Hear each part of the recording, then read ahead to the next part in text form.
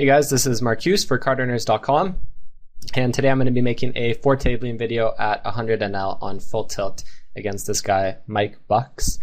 I've never played him before, but I think he's a CardRunners member because he was asking if this is going to be for a video, and I'm assuming he's pretty decent if he's willing to 4-table someone.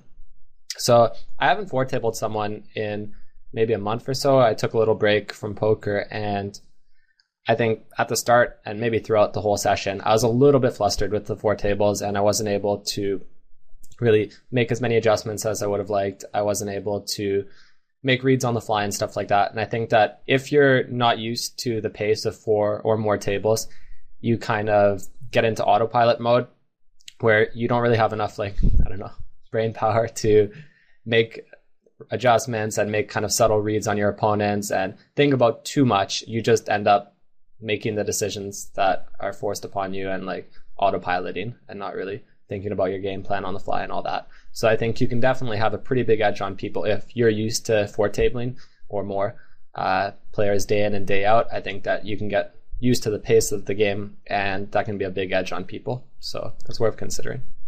Anyways, I have no reads on him, and I think it should be a fun match. He ended up being pretty good and aggressive, and I think there were quite a few interesting spots. I'm sorry if there's a little bit of the table noise. I tried to mute that, but for some reason I don't think I got all of it. So bottom right, there are a lot of turn cards which I'm going to barrel, this being one of them. I think I can bet a lot of rivers here, and he'll have, when I 2.5x it, I think his pre-flop range is pretty wide, so he could even have some stuff like 6-7 offsuit. He could have check called the flop with 7-8, even some weak jacks. I think that I can get him off them by the river for the most part.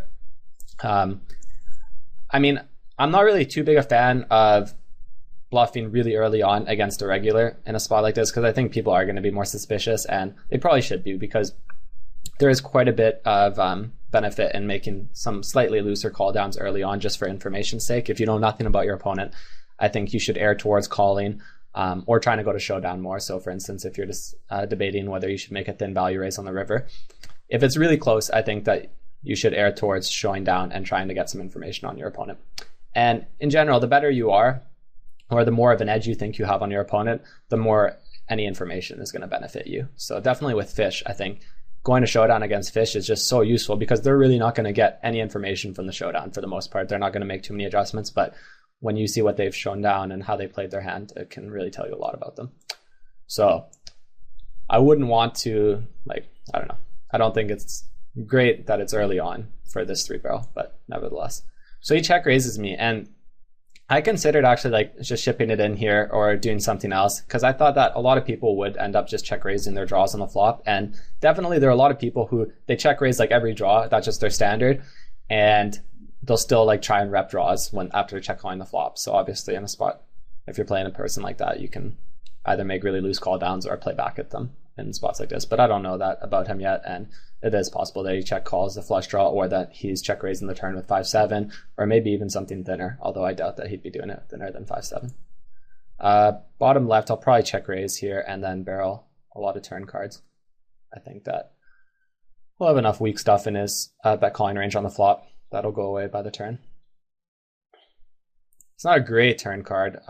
It does give him some straight draws / complete some straight draws with some hands, but I think betting the turn here and then betting the river probably isn't too bad. I don't know if I ended up doing it.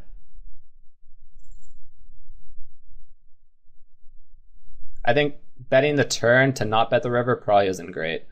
And I don't know, maybe I was thinking since it's early on, I don't want to really 3-barrel bluff him, but I think it's a decent spot to bet turn and bet river there. You do have a lot of lone diamonds in your check raising range here, so it's worth considering that there are quite a few bluffs in your in your flop check raising range. So maybe it's not the greatest of spots. Top left, I usually err towards betting pairs that are really weak and marginal and vulnerable on the flop, and just it's not really for value. It's not really a bluff, but it's I think it's a lot easier to play the hand by just betting the flop with something like this. But this board's pretty dry, so I think that my 2 can actually get the showdown and be the best hand a decent amount of the time. I'll definitely raise the turn there and then bet pretty much any river. to 5.